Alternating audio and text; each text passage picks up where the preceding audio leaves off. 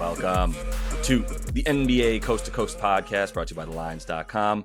Coming to you from the West Coast, Josh Lander, joined as always by Nate Weitzer on the East Coast.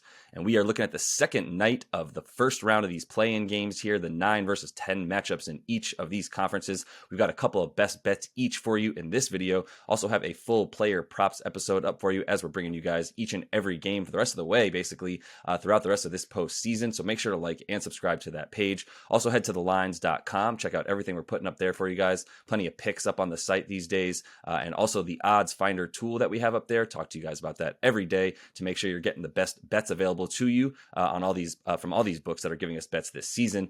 Nate, let's go ahead and jump into your first best bet from one of these 9-10 matchups. Yeah, I'm looking at the Raptors at home. I think we both are here for this first pick. My pick would be Toronto to score 110 over 109.5, and I like over in general in this game at 214. So no problem. Also, if you want to take Bulls over 105.5, but for me, it's more about Toronto at home and their offense being far more reliable there. Scored 119 points per game and a 122 offensive rating in their last 8 home games, hitting 110 in all except against Miami and against Chicago. Sure, before that 8-game span started. Yeah, they only scored 104 on February 28th when they hosted the Bulls. That game was ugly, for sure. I don't know how the Bulls only got off 71 field goal attempts. It's the lowest total I think I've seen all season. DDR and Levine combining for just 30 points. I just don't think any of that's happening again. Fred VanVleet shot 1 for 11. His previous 2, he averaged 28.5 against Chicago, shooting 48% from deep. And Alex Caruso played in both of those games. And the first 2 times Toronto played Chicago in November, they didn't have Siakam, who is playing really well right now and is a huge home road splits guy. And that's a big reason why the Raptors are a big home road splits team offensively, because they don't have really another creator other than Siakam. And he's averaging 24 game his last 3 home against Chicago versus 18 on the road, shoots the ball way better. And you look at the Raptors at home, 117 a game since February 1st. Like I said, 8th best offensive rating, 9 of 10, 5 more free throw attempts. Pace is 2 possessions faster. So it certainly speaks to a little bit more points. I know these teams are top 3 in a lot of defensive categories. If you look at recently, like since the All-Star break, they've been clamping down. And when they've played each other, it's been clamped down. But that's why I think it's a good total to capitalize on at just 214. We talked about these playing games not necessarily being low scoring. Like, you do expect playoff series to tend to trend under as they go along, and there's adjustments and people are tired and banged up.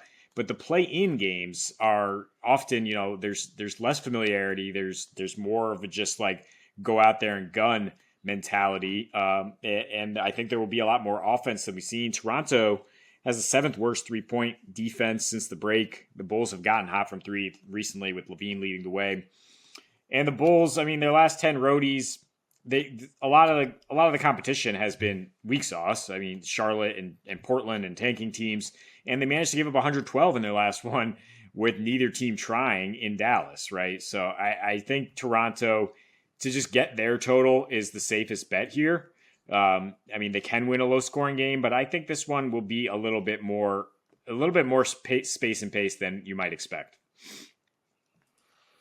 I think that's fair. That I really do want to take the Bulls to be able to cover what I think is like a decent sized spread for 2 teams that are like kind of mirroring each other in a lot of ways the last 3 weeks down the stretch of the regular season, both taking advantage of crappy teams and beating them, and both, winning 9 of their last 15 games, doing it with basically the same amount of points averaged, although the Raptors are scoring a lot more at home over those last 15 to the points that you were making as well. And that's why you also favor Toronto. It's like, where's Toronto playing? They're one of those teams this season with those incredible home road splits and how awful they're playing on the road and how well they're playing at home. So like, you would take them to be able to beat the best teams in the league in one game against against the Bucks, against the 76ers. Like if they're at home, I still think Toronto can hang with those teams. That's how much better they are on the road, where I wouldn't take Toronto on the road against most teams, including if this was in Chicago. I would definitely be betting on the Bulls, to be honest. But yeah, I think the Bulls defense on the road is the thing that scares you in taking an under in this, or excuse me, taking an over in this one, because of how well they're playing on defense on the road. But once again, they've been playing cupcake teams on the road in their last 10 of their 10 of their last 15 have been on the road, and 5 of those were against teams that weren't even trying, as you said. And so yeah, I think in this one you can still expect a little bit of upward like better play on offense, basically a little bit more points, a little bit more pace, because I do think it's a play-in game that they'll both be sharp, and that's what we're banking on, is when the Bulls are sharp on offense, then yeah, they're a team that you expect to get up to 110, 115. And so at this point with a lower total, I think you can expect that, and I'll just go ahead and say, segue that into my pick, which is going to be Toronto to win this game, and the money on the money line there, but parlay that with the over 214. You get plus 190 in most places. I'm using that on DraftKings there to talk about them in those totals. But I think 214 is really what we bank on. And I like the Raptors to be able to win. The only thing here is, if it is clutch, like both these teams, I expect to be able to play well in the clutch, as always, DeMar DeRozan in the top 3 this season, despite having definitely a step back in his total on the season. He's definitely still a solid player in the clutch, but I think the money line is a better bet for Toronto from the standpoint of like 5 points. They're going to have to like hit a couple free throws, because this thing is going to, in my opinion, going to be around 3 to 5 points for like most of the game. Maybe there's a couple runs here and there, as we expect in the NBA, but the last 3 they've won by 7 points on average. The Raptors at home against Chicago in this situation. The last, the games have been averaging around 221. The last couple a little bit lower, but only one of the last 4 has not gone over 214. So 3 of the last 4 in Toronto in this situation have gone over that total right there by a pretty healthy margin. In fact, with one game at close to the 240s. So like, I think there is something to be said for Toronto's offense opens up, and that does allow a little bit more for Chicago as well when you open up the pace of this game a bit. Chicago has been hitting a bit more threes, but it's really going to be our Kobe White and Zach LaVine doing their thing, and I think you can still get threes against this Toronto team. And like we said, Chicago's been making a few more on the road than they have at home, 12 per game in their last 10 on the road. Has Chicago making those? They don't really shoot free throws, so the Raptors, stopping people from getting too many free throw attempts doesn't really matter either, especially since Pearl got there. It's not where Chicago is scoring from, as we know. Chicago is going to limit you from getting offensive rebounds and second chance points, which is something that Toronto wants to score on, but they have plenty of other ways in terms of the fast break points and such that they can get theirs. Both teams have been solid at limiting what the other team does. I will say that it's a very, very evenly matched game, which, if anything, the more I'm talking about it, the more I'm like, maybe I just really want to hit Chicago to cover 5.5 points if I can get it with that over as well, just because I'm thinking if I like them to win, if I think that Chicago can keep this close, then do I really want to hang my hat on having to have the Raptors pull it out at the end in that situation, rather than just bank on being able to get some points even if Chicago does lose? So I think either way, I'm good with it in terms of Chicago's spread there, taking the points with the over. Or if you do think Toronto is going to pull this off no matter what, but you just don't love a 5.5 point spread for them, then their money line is still a good bet with that plus 190. Obviously, you just get a bit more juice if you take the points with Chicago and that over on the total. Yeah, the points with Toronto. I think we are in line there with that game, and I think we're pretty in line here with the Western Conference game. My pick being Pelicans money line and the under, which is locked at 232 at FanDuel, plus 120 when I saw it. The odds might change, but that number should stay the same, even though the total's been bet down to 228. And I said playing games will be a little higher scoring, but not really when you have the Pelicans. I mean, and when you have the Thunder on the road, a Thunder team that kind of just backed into the playoffs somehow and just wasn't as effective on the road, and you look at these teams playing each other. I mean, I could just say under in general in this game, 228, even where it's at right now.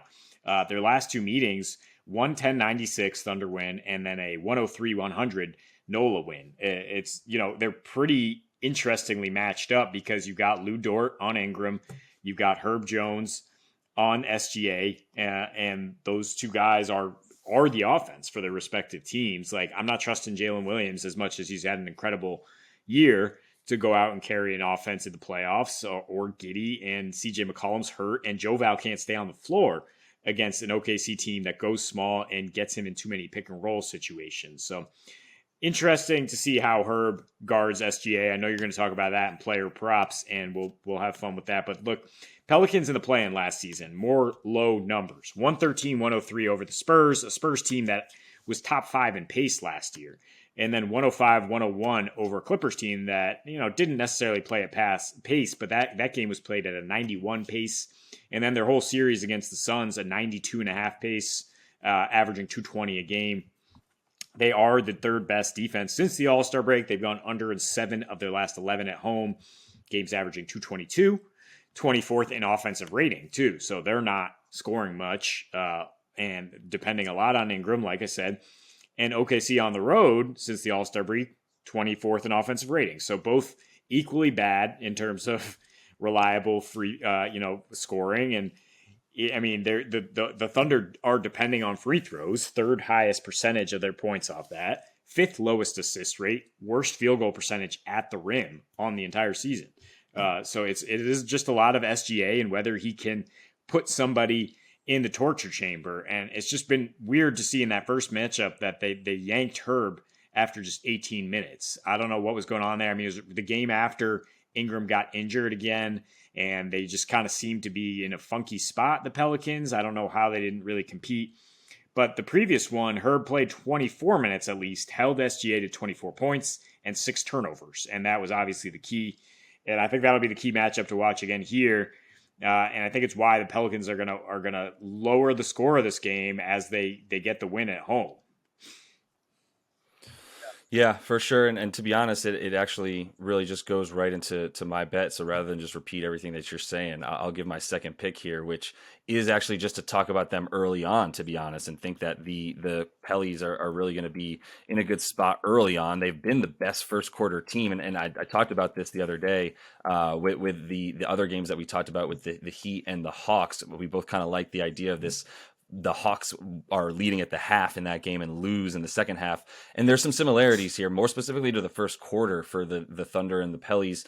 Just starting with the Pellies being the best first quarter team in the league this season, and even more so over the last 15 games. And when I say the best team, I mean the highest point differential that they've got of any team in the first quarter, outscoring their teams by 5 points per first quarters this season. And that's been the case for them against the Thunder as well. In all 4 matchups, they're beating the Thunder by an average of about 30 points to 26 points at the end of the first quarter of their games with them. They're number 1 in terms of limiting the opponent to 25 points per game in that first quarter. And a lot of teams, that is low in general, especially for a first quarter. It's kind of low for a quarter in general right now for NBA teams when you see a lot of these games well above the 220s. And at 30 points per game versus 26 points per game that they've been giving up. That's right around the average of what they've got on the season anyway. So I think you can expect some continue something that for that to continue essentially against this team. And that's been the problem with OKC. They're in the top 5 here. There was a crazy stat that I was just reading. They're in the top 5 in terms of having the most 10-point runs that they score 10-0 and that they give up 10-0. They're up there with the 5th in terms of the 5th most total, whether they're giving up a 10-0 run or they are scoring a 10-0 run. So there's definitely a little bit more volatility with how they're going to play the rest of the way, but there's plenty of data here to give me some pretty good feelings about the Pellies to win that quarter. I mean, -2 is just the spread. So rather than take and I get that -110 on DK for them to be favored by 2. So I would take that over a money line where I'm only getting -160 for them. I don't really want to bet on that total, although I would probably go under on it. It's at about 58.5 for that first quarter, but I do just prefer them to win that first quarter by 2 points against the Thunder in this one, which is something they've been doing with pretty much ease since they started playing them this season. Yeah, I mean, you got the home team in a play-in atmosphere to come out strong with the crowd obviously really excited for the one-and-done format, and the Pelicans fans having gone through this back-to-back win situation last year. Definitely a good environment to target the start there. I do worry OKC, the underdogs, the lovable underdogs that just always come out and cover in this type of situation. That's now I am not really talking about the spread or anything, but I am talking about Pelicans money line with that defense and them winning it down the stretch. But it is good game theory to look at. I think it will be a little higher scoring early on, before it kind of slows down. Because, like I said, when you depend so much on one guy offensively, both teams do, it's got to slow down the pace at some point. At some point, yeah. Maybe they come out and get theirs early, and then we go from there. So plenty more to talk about, though, in our player props video as regards to this game, how SGA is going to play, how Brandon Ingram's going to play. So definitely make sure to check that out, as that's all the time that we have for you in this one. And until we see you next, happy betting.